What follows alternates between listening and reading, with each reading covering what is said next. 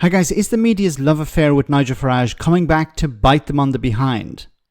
So Lewis Goodall, someone I have a great deal of respect for, was left dumbfounded when he spoke to a Reform UK voter and supporter over why he backs Farage.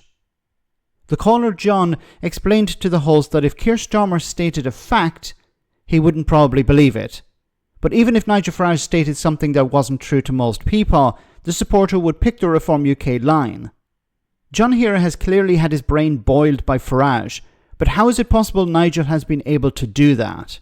Honestly, I mean, you can believe him if you like, and that's entirely your prerogative. But I am telling you, as a matter of objective fact, we don't spend £7 billion on DEI. We just don't. We just don't.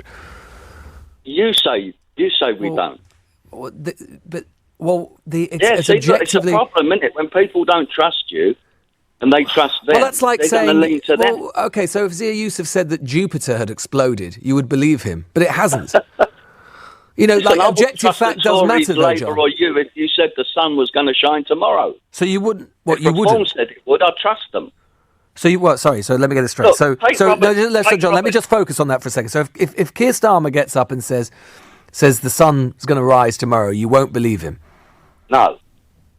Even though the sun has risen every day for the past millions of years.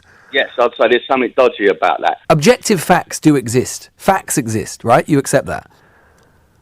Of course they do. In which case, why would you outsource all of your critical faculties to one man and one party and say, well, I would believe anything that he and they say and never believe what someone else says at any time? Why would you do that?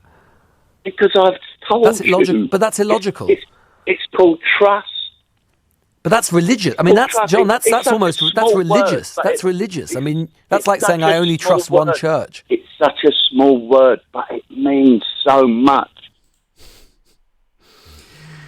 Oh my goodness, it's a cult. Reform UK is a cult. It denies reality unless that reality is confirmed by Nigel Farage. Look, Lewis is confused here, but it's quite simple. John, if John is not trolling us and is not a prank call, John has had his brain boiled by Nigel Farage, and he's been able to do that. Farage has been able to convince people that up is down and black is white because of the media. People like John, if you listen very carefully to what he said at the beginning, he said, I trust them, I don't trust you. And what he means by you is the media. You didn't hold Farage to account. You didn't hold Boris Johnson to account. When was Boris Johnson ever called a liar, with the exception of maybe James O'Brien? But in the media, Boris Johnson, for a number of years, was able to tell lies and not be challenged on that. Nigel Farage, an expert on lying and not being challenged. So these things have consequences. The media not holding politicians to account, pandering to them, giving them a platform, an unchallenged platform, has these consequences where you have individuals. Once again, I don't know if John is a real caller or not, but we'll have to just go with this. Where you have a situation where people will believe a lying charlatan over the media. They'll believe a lying charlatan over other politicians. Now, John, if he's real, is too far gone. The only value in listening to John is understanding how much damage has been done. I've said before that a low-trust society where the media don't hold politicians to account, where they allow lies just to run rampant, creates a situation where populists, especially those on the far right, can get into power.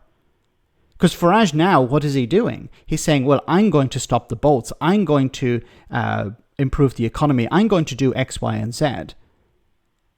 And the media, who now obviously want their clicks and likes and their traffic to their websites, are campaigning for him in a sense by not holding him to account. Now we're starting to see a little bit of pushback, but it's a bit too late at this stage because so many people are now convinced that they have to vote for reform if they want change.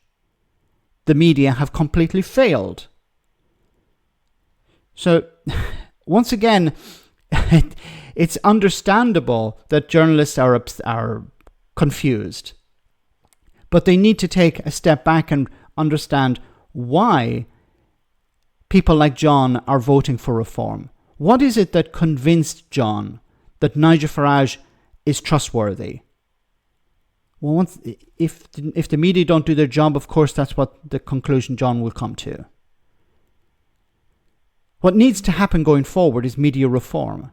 What needs to happen is journalists need to step up and stop thinking about their careers and challenge people like Farage, challenge people like Boris Johnson, challenge the liars and charlatans, because that's their frigging job.